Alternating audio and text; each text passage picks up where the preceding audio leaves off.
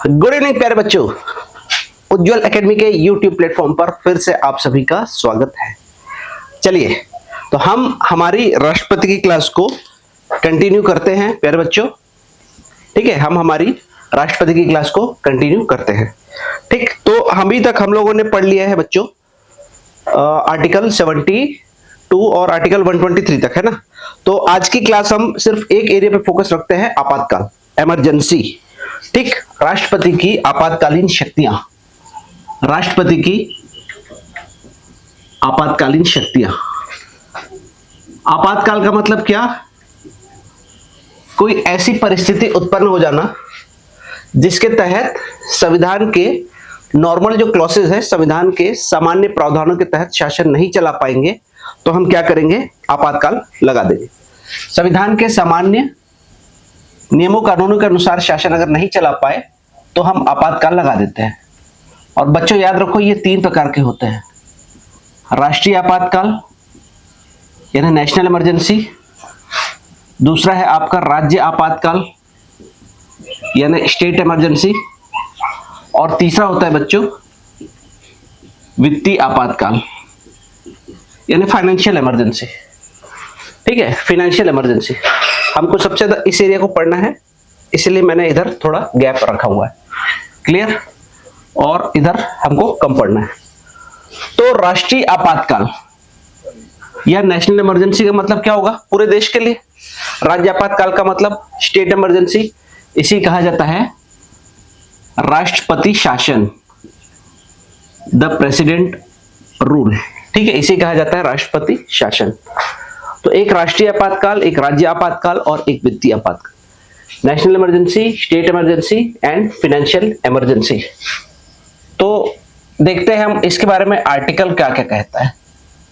तो पूरे देश में आर्टिकल 352 का प्रयोग किया जाएगा। एक स्टेट में इमरजेंसी लगाने के लिए आर्टिकल 356। और देश में कोई ऐसी स्थिति उत्पन्न हो गई कि किसी खास क्षेत्र या पूरे देश के फाइनेंशियल क्रेडिट संकट में है ना, पूरे देश के फाइनेंशियल क्रेडिट अगर संकट में है, इंडेंजर है, तो हम लोग क्या कर सकते हैं? फाइनेंशियल इमरजेंसी लगा सकते हैं। तो ये 3 अगर आर्टिकल बोलेंगे संविधान में, तो ये 3 आर्टिकल का प्रयोग किया जाता है। कब? कब का मतलब क्या है? आधार।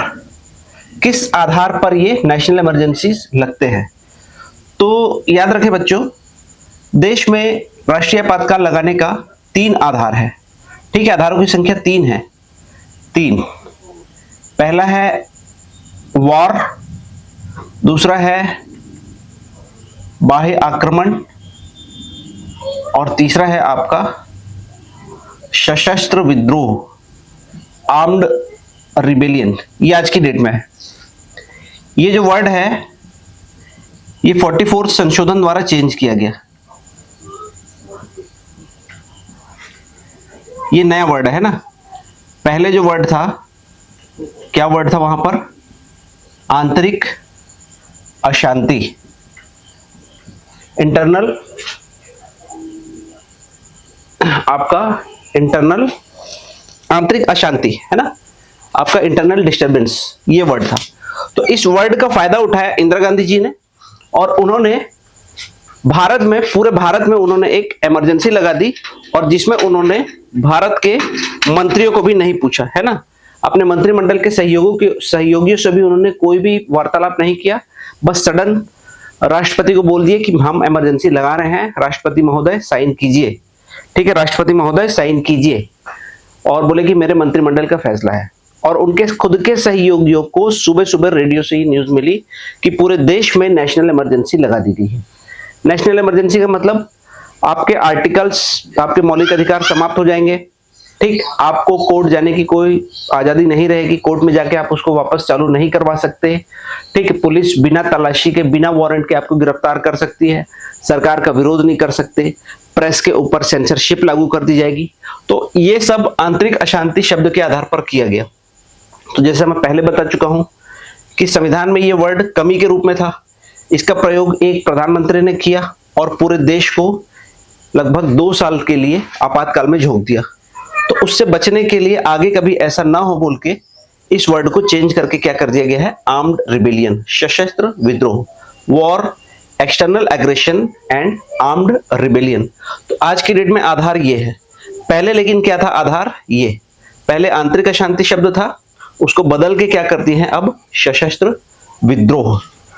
ठीक, आर्टिकल 356 क्या रहेगा आधार, राज्य में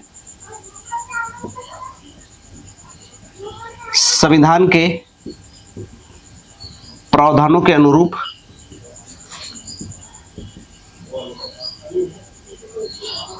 शासन न चलना। ठीक है, जो शासन जो चल रहा है स्टेट का रूलिंग, वो अकॉर्डिंग टू कॉन्स्टिट्यूशन नहीं है, अकॉर्डिंग टू कॉन्स्टिट्यूशन नहीं है। ठीक, वित्तीय आपात का मतलब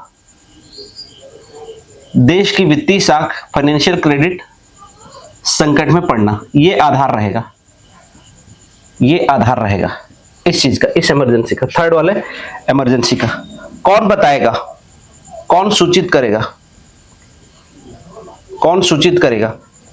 तो याद रखिए प्यारे बच्चों, यहां पर जो सूचना देगा वो कैबिनेट की लिखित सलाह, कैबिनेट की लिखित सलाह। पहले क्या था, इंदिरा गांधी जी ने अकेले भेज दिया, तो ऐसा कोई दुरुपयोग न करे, सारे मंत्रियों को जानकारी रहे कि इमरजेंसी लगाया जा रहा है, सभी मंत्री लोग उस चीज की जानकारी रखें कि इमरजेंसी लग रहा है, हर कोई साइन करे, उस कैबिनेट के लिखित सलाह पर ही राष्ट्रपति इमरजेंसी लगाएंगे। एक अकेले प्रधानमंत्री के बोलने से इमरजेंसी नहीं लगेगा। ठीक है, इसको भी 44th अमेंडमेंट से जोड़ा गया, 44th अमेंडमेंट से कैबिनेट शब्द जोड़ा गया। आर्टिकल 352 में ये नया वर्ड कैबिनेट शब्द मतलब मंत्रिमंडल शब्द को जोड़ा गया। इसमें कौन सूचित करेगा, राज्यपाल का प्रतिवेदन। राज्यपाल चूंकि केंद्र के एजेंट है, ठीक है, तो वो क्या करेंगे, सूचना देंगे कि इस राज्य में संविधान के अनुरूप शासन नहीं चल रहा है। पर बिना राज्यपाल के प्रतिवेदन के भी लग सकता है, बिना राज्यपाल के सूचना के भी लग सकता है, भी लगाया जा सकता है, राज्यपाल की सूचना के बिना भी लगाया जा सकता है। और एक है कि आपका, ठीक है, आधार ये एक है आर्टिकल 365 में केंद्र क्या करता है, आर्टिकल 365 के तहत केंद्र क्या करता है, राज्य को कोई आदेश देता है, और अगर राज्य इस आदेश को नहीं माने, केंद्र द्वारा केंद्र राज्य को आदेश देता है, आर्टिकल 365, और राज्य अगर ना माने तो भी वहां पर इमरजेंसी लगाया जा सकता है। और इसमें काउंसिल ऑफ मिनिस्टर सलाह देगा कि आपको ये लगाना है। यहां पर एक चीज ध्यान कर दीजिएगा, अगर राष्ट्रपति को यह विश्वास हो जाए, राष्ट्रपति को यह विश्वास हो जाए, है ना, कि ऐसी स्थिति आ गई कि युद्ध, बाह्य आक्रमण और सशस्त्र विद्रोह हो सकता है, राष्ट्रपति को अगर विश्वास हो जाए, राष्ट्रपति को विश्वास, पर राष्ट्रपति अपने मर्जी से नहीं करते, इसका मतलब क्या है, काउंसिल ऑफ मिनिस्टर को विश्वास हो जाए, उनकी सलाह पर ही करेगा कि आगे चलकर ये तीनों स्थिति उत्पन्न हो सकती है, युद्ध, आक्रमण और विद्रोह, ऐसा खतरा हो सकता है, तो भी मतलब आसन्न खतरे, तो भी इमरजेंसी लग सकती है। इस चीज का ध्यान दीजिएगा, बहुत इंपॉर्टेंट है ये। जरूरी नहीं कि वो होने के बाद ही लगे, होने के पहले भी, इमरजेंसी होने के पहले भी लगाई जा सकती है। अगर लगे कि इमरजेंसी हो रही है, ऐसी कंडीशन आ गई है, तो भी वो फाइनेंशियल इमरजेंसी लग सकता है। एक राष्ट्रीय आपातकाल, राज्य आपातकाल, वित्तीय आपातकाल, 352, 356, 360, ठीक है, युद्ध, बाह्य आक्रमण, सशस्त्र विद्रोह, इस प्रकार से इसके कुछ एक आधार रहेंगे बच्चों, इस प्रकार से इसके कुछ आधार रहेंगे। तो आप लोगों को सारी चीजें आप लोग नोट करते चलिए, मैं सारा अंतर बताते चल रहा हूं मैं इसमें, ठीक है, सारा अंतर बताते चल रहा हूं। ठीक, तो ये है आपका राज्य का आपातकाल, आपका राष्ट्रीय आपातकाल, और सबसे लास्ट में क्या है आपका प्यारे बच्चों, आपका नेशनल फाइनेंशियल इमरजेंसी। तीसरा क्या है आपका फाइनेंशियल इमरजेंसी। तो इन तीनों को हमको पढ़ना है, इन तीनों को हमको पढ़ना है। तो तो चलो आगे चलते फिर से राष्ट्रीय वाले में, राज्य आपातकाल और आपका वित्तीय आपातकाल। ठीक, घोषणा हुई तो घोषणा के कितने दिन के अंदर अनुमोदन करना है। ठीक है, अनुमोदन, अनुमोदन का मतलब उस चीज को साइन करवाना है संसद में। तो याद रखें इसको कितने दिन के अंदर, 1 माह के अंदर, इसको 2 माह के अंदर और इसको 2 माह के अंदर। ठीक है, 2 माह के अंदर अनुमोदन। अनुमोदन का मतलब हमारे जनप्रतिनिधि द्वारा भी उस पर साइन होना चाहिए। ठीक है, सिर्फ कैबिनेट ने बोल दिया तो ओके नहीं है, पूरे देश की जनता के प्रतिनिधि कौन है, हमारे सांसद लोग, Lok Sabha as well as Rajya Sabha. तो दोनों जगह स्पेशल मेजोरिटी से ठीक है साइन कराना है। अच्छा, एक कंडीशन आता है, अगर इसी उद्घोषणा के बाद है ना 1 माह के अंदर उनको संसद में साइन कराना है, तो प्रधानमंत्री के बोलने पर ही लग रहा है कुल मिलाकर इमरजेंसी। प्रधानमंत्री ने एक सलाह उनको दी, इमरजेंसी लगाओ। ठीक, प्रधानमंत्री ने फिर 2 दिन बाद सलाह दे दी, इमरजेंसी लग गया। अब 1 महीने का समय है और उस 5-7 दिन में या 10-15 दिन में उन्होंने क्या किया, लोकसभा को भंग करवा दिया, तो इमरजेंसी कंटिन्यू रहेगी, है ना। तो अगर लोकसभा 1 माह में अनुमोदन ना कर पाए, अगर नहीं कर पाई है, अनुमोदन नहीं की है, अनुमोदन अगर अनुमोदन नहीं किया है और भंग हो जाए, है ना, 1 माह मत लिखो आप, अगर लोकसभा का अनुमोदन नहीं हुआ है और वो भंग हो जाए, अगर लोकसभा द्वारा अनुमोदन ना हो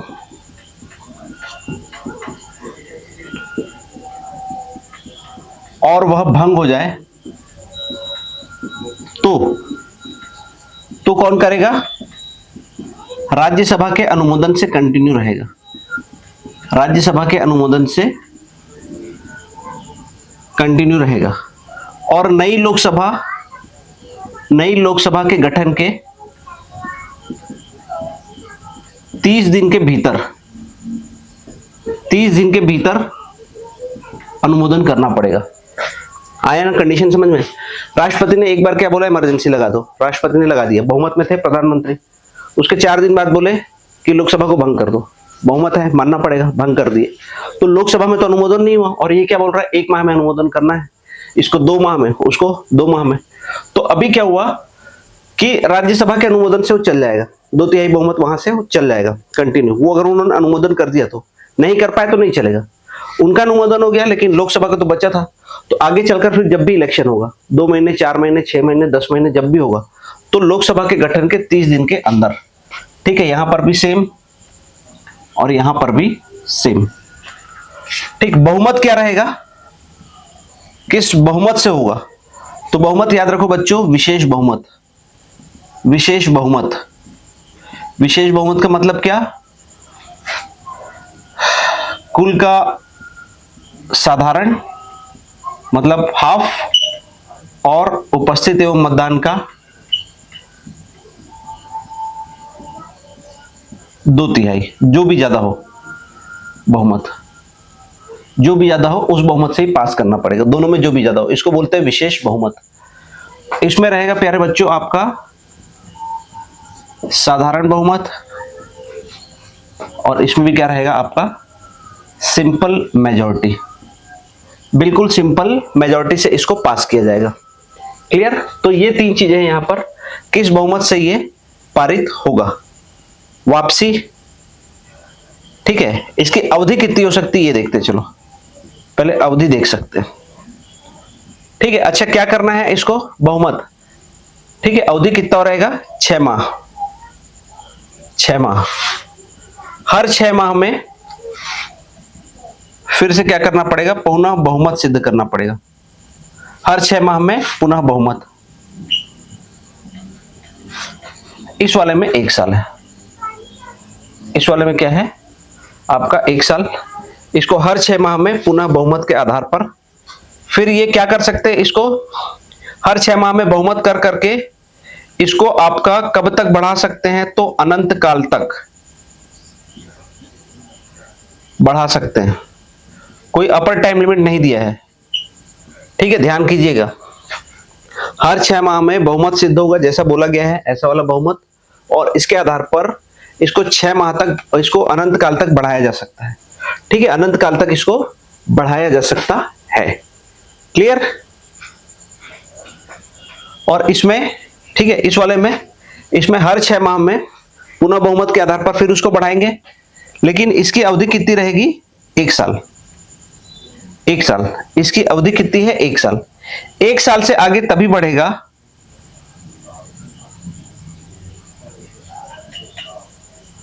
जब 2 कंडीशन हो। पहला, राष्ट्रीय आपातकाल लगा हो,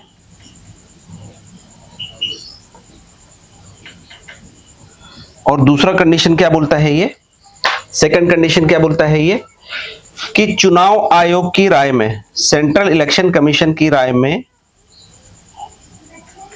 उस राज्य में चुनाव कराना पॉसिबल ना हो, चुनाव संभव ना हो।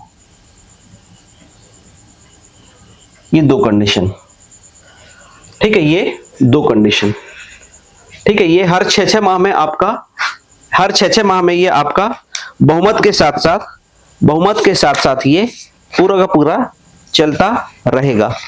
ठीक, तो ये आपका, ठीक है, ये आपका हर बार इसके साथ ही साथ, ठीक है, हर बार इसके साथ ही साथ ये आपका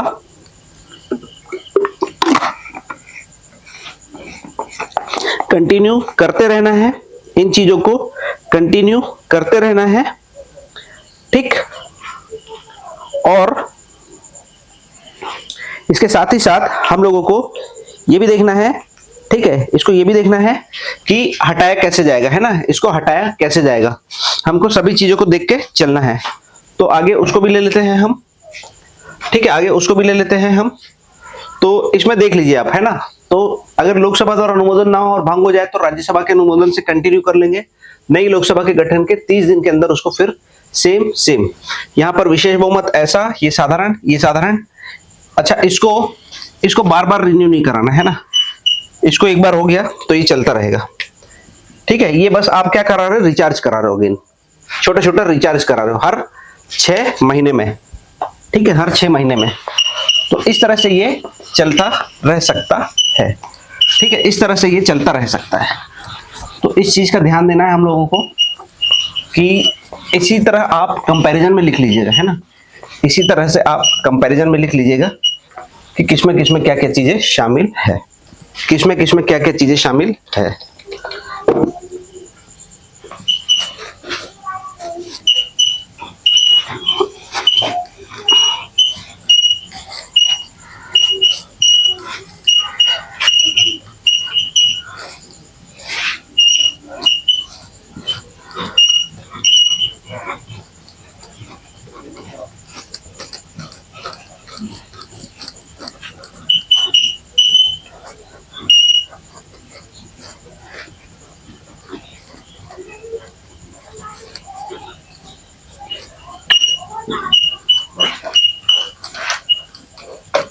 चलो आगे चलते हैं बच्चों।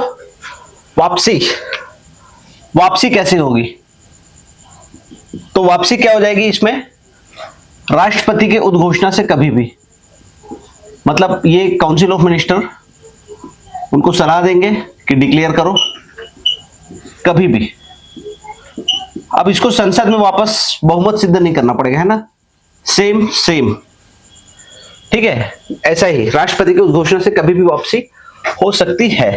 लेकिन अगर राष्ट्रपति ऐसी उद्घोषणा ना करे तो दूसरा कंडीशन हो सकता है कि लोकसभा में 1/10 सदस्य, ठीक है, 1/10 सदस्य अध्यक्ष के पास क्या करें, आपका अनुरोध प्रस्ताव दें। तो लोकसभा अध्यक्ष को अनिवार्य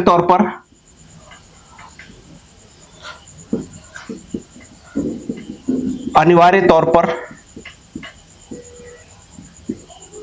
मीटिंग बुलानी पड़ेगी, है ना, बैठक बुलाना पड़ेगा, बैठक कॉल करना पड़ेगा। और यहां पर याद रखो कि ये साधारण बहुमत से होगा। अब वापसी लगाना गलत चीज था तो उसके लिए विशेष बहुमत चाहिए था, लेकिन हटाने के लिए क्या रहेगा, आपका साधारण बहुमत रहेगा। साधारण बहुमत से पास। 3 कंडीशन में वापस होगा।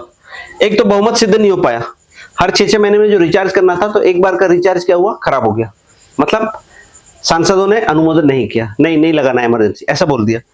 ठीक। दूसरा कंडीशन क्या हो सकता है, राष्ट्रपति की उद्घोषणा से कभी भी वापस। तीसरा कंडीशन क्या हो सकता है, लोकसभा में 1/10 सदस्य अध्यक्ष के पास प्रस्ताव रखे तो लोकसभा अध्यक्ष अब मना नहीं कर सकते, उनको बुलाना पड़ेगा और यहां पर साधारण बहुमत से ये पारित हो जाएगा। ये भी सेम हो जाएगा, ये भी उद्घोषणा से ही, सिंपल उद्घोषणा सिंपल मेजोरिटी से वापस हो जाता है। ठीक। अभी तक कितने बार लगा है, तो अभी तक कितने बार ये लगा है, तो याद रखें बच्चों, ये जो लगा है टोटल 3 बार। सबसे पहले लगा था 1962 इंडो चाइना वार, जो वापस लिया गया 1968। 1968 में इसकी वापसी हुई। अगला लगा 1971 में बांग्लादेश वॉर के साथ, अगला लगा 1975 में। इन दोनों का आधार था युद्ध, ये दोनों युद्ध के आधार पर लगे थे, लेकिन ये लगा था आपका आंतरिक अशांति के आधार पर, थर्ड वाला। और याद रखें इन दोनों को साथ साथ में वापस लिया गया 1977 इन दोनों को साथ साथ में वापस लिया गया। ठीक है। और ये भी युद्ध के आधार पर लगा था, आधार इसका, और ये था आपका अशांति, आंतरिक अशांति के आधार पर। तो देखो इसका मतलब क्या हुआ कि 2 इमरजेंसी साथ साथ में कंटिन्यू रह सकती है। ये एक चली रही थी और एक और लगा दिए, इसका आधार लेकिन वॉर था और इसका आधार क्या हो गया, आपका आंतरिक अशांति। तो अभी तक देश में 3 बार ये लगा है, अभी तक देश में ये 3 बार लगा है। ये कई बार लग चुका है ना, ये तो अलग अलग स्टेट में लगते ही रहता है। सबसे पहला बस याद कर लो, पेप्सू यानी आज का पंजाब, उस समय पेप्सू प्रांत नाम से था, सबसे पहले वहां लगा। ठीक। छत्तीसगढ़ और आपका तेलंगाना में अभी तक नहीं लगा है, ध्यान करना है ना। हमारे यहाँ छत्तीसगढ़ तेलंगाना में अभी तक राष्ट्रपति शासन नहीं लगा। छत्तीसगढ़ के साथ बने हुए उत्तराखंड, झारखंड सब जगह लग गया। ठीक है। केरल में भी लगते ही रहता है। अलग दल की सरकार थी, वामपंथी, सेंट्रल में अलग दल की सरकार चलती थी, वो जब चाहे लगा लेते थे। ठीक। उसके बाद ऐसा ही आपका यूपी में भी बहुत लगा है, आपका मणिपुर नॉर्थ ईस्ट में बहुत लगा है। तो ऐसी चीजें इसमें है। फाइनेंशियल इमरजेंसी अभी तक नहीं लगा है, फाइनेंशियल इमरजेंसी अभी तक नहीं लगा है। फाइनेंशियल इमरजेंसी के बारे में एक चीज याद कर लेना, फाइनेंशियल इमरजेंसी जब भी लगेगा तो देश के राष्ट्रपति, उपराष्ट्रपति, न्यायाधीश, कोई भी व्यक्ति है जो गवर्नमेंट एम्प्लॉय है, उसके वेतन में कटौती की जा सकती है। राष्ट्रपति की पद की शर्तों में ये शामिल है कि कार्यकाल के दौरान वेतन भत्तों में कटौती नहीं होगी, लेकिन फाइनेंशियल इमरजेंसी एक कंडीशन में उनके वेतन भत्तों में कटौती की जा सकती है। इस चीज का आपको ध्यान रखना है। ठीक है, इस चीज का आपको ध्यान रखना है। तो ये हमारा इससे रिलेटेड बहुत सारे इंपॉर्टेंट चीजें हमसे क्वेश्चन के रूप में यहां से बनना चालू हो जाएगी, है ना। आप अगर ध्यान से इन चीजों को सुनेंगे, पढ़ेंगे, तो इसमें से आपकी बहुत सारी चीजें बनना चालू हो जाएंगी। तो आप लोग इसको ध्यान से समझिएगा, है ना। जहां समझ में ना आए रिवर्स कीजिए, फिर से समझिए। ठीक। जहां पर समझ में ना आए तो रिवर्स कीजिए और उसके बाद फिर से उस चीज को समझिए, तो आपको ये क्या पड़ेगा, आसान पड़ेगा। ठीक है, ये आसान पड़ेगा। तो टोटल कितने बार लगा है, तो ये 3 बार, ये कई बार लगा है, कोई गिनती नहीं, तो ये अभी तक एक भी बार नहीं लगा है। ठीक। और इसका प्रभाव क्या क्या होता है, इसका प्रभाव क्या क्या होता है, तो कार्यपालिका पर प्रभाव, विधायिका पर प्रभाव, मतलब स्टेट के, है ना, राज्य कार्यपालिका और राज्य विधायिका, राज्य न्यायपालिका, ये 3 चीजें हो गई। इसके अलावा आपका ये राज्यों के ऊपर क्या क्या असर पड़ सकता है, इसके अलावा आपका लोकसभा की अवधि, ठीक, और उसके अलावा आपका फंडामेंटल राइट, ये 5 चीजों पर इसका फर्क पड़ सकता है। तो स्टेट कार्यपालिका पर कोई प्रभाव नहीं पड़ेगा, बस क्या करना पड़ेगा, राज्य के मंत्रियों को केंद्र के आदेश पर काम करना है। अब वो अपने सीएम के आदेश पर नहीं बल्कि केंद्र के आदेश पर उनको काम करना पड़ेगा। राज्य विधायिका के ऊपर कोई असर नहीं पड़ेगा, कोई सस्पेंड नहीं होगा, है ना। न्यायपालिका की यानी हाई कोर्ट की शक्ति नहीं छीनी जा सकती। हाई कोर्ट की शक्ति किसी भी हालत में नहीं छीनी जा सकती। लोकसभा की अवधि एक बार में 1 साल बढ़ाई जा सकती है। लोकसभा की अवधि एक बार में 1 साल बढ़ाई जा सकती है, ठीक है, एक सिंगल टाइम में 1 साल के लिए बढ़ाई जा सकती है। फंडामेंटल राइट पहले जो था तो आर्टिकल 20 और 21 भी चले जाता था। आज की डेट में लेकिन आर्टिकल 20 एंड आर्टिकल 21 पर कोई प्रभाव नहीं, इसके ऊपर कोई प्रभाव नहीं। और शेष जो रहेंगे, शेष को, ठीक है, शेष को बाकी जो रहेगा बचे हुए आर्टिकल, शेष को राष्ट्रपति आदेश द्वारा, एक आदेश अलग से पारित करेंगे, एक आदेश द्वारा निलंबित कर सकते हैं।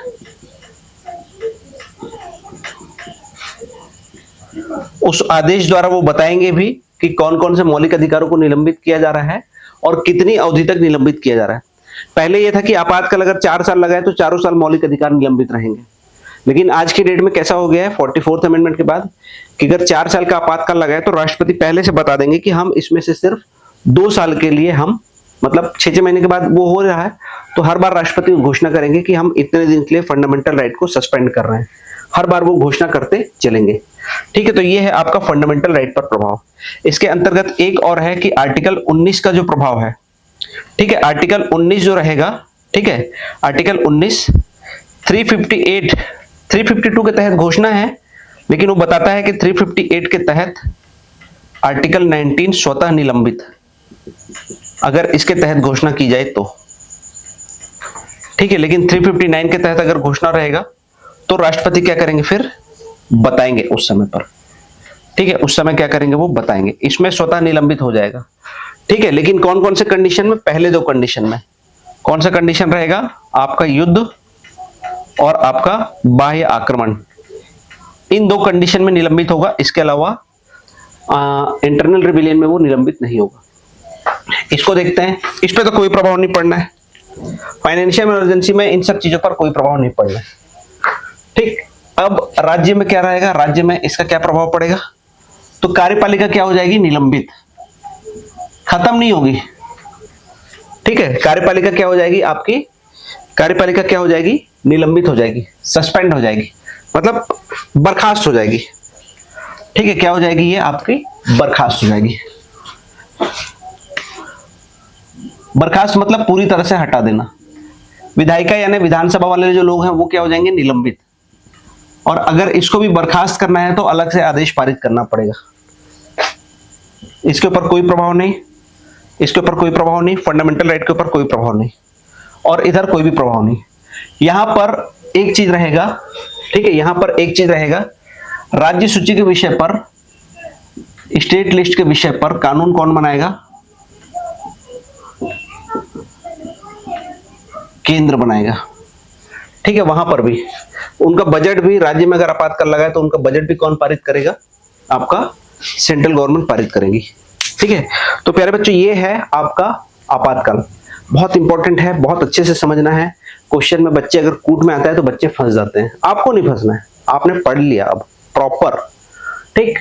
तो अब इस क्लास को हम क्लोज करते हैं, ठीक है, और अगली क्लास लेके फिर मैं जल्दी उपस्थित होऊंगा। तब तक के लिए जय जोहार, जय छत्तीसगढ़। उज्ज्वल एकेडमी के यूट्यूब प्लेटफॉर्म पर बने रहने के लिए धन्यवाद।